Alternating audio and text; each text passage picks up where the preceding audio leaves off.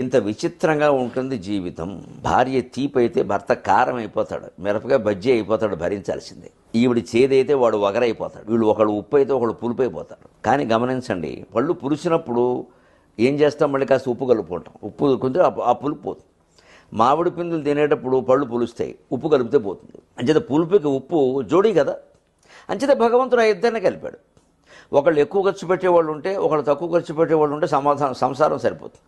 ఇద్దరు దుబారా చేసేస్తే మొత్తం బహారా అయిపోతుంది పైకి. ఒకళ్ళు కొంచెం కోపదారి మనుషులు ఉంటే, కొంచెం వాళ్ళు శాంతంగా సహనంగా ఉండేవాళ్ళు ఉంటే సంసారం నడుస్తుంది. అలాగని ఎప్పుడూ ఉండగలరా, ఎప్పుడో వాళ్ళకే వస్తుంది తెక్క, అది గ్రహించుకోవాలి. కానీ అవతల స్వభావాన్ని బట్టి మన స్వభావాన్ని కాస్త మార్చుకుని ఉండగలిగితే సంసారం బాగుంటుంది.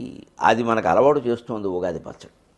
ఏం మిరపకాయతో చెరుకు ముక్క కలవలేదా, పచ్చిమిరపకాయతో కలవలేదా, నువ్వు ఉప్పుతో పులుపు కలవలేదా, వేపు ఒక క్షణం ఉండి పోతుంది, తర్వాత ఏమి శాశ్వతంగా ఉండేది కాదు. ఆ పూతతోటి మామిడి పిందులు కలవలేదా, నువ్వు మీ ఆవిడతో ఎందుకు కలిసి ఉండలేకపోతున్నావు, జాగ్రత్తగా. ఆవిడ స్వభావం ఏదో మారిపోవాలి, ఈయన స్వభావం ఏదో మారిపోవాలి. ఎవరి స్వభావాలు ఎవరు మారుస్తారండి, చాలా కష్టం కదా.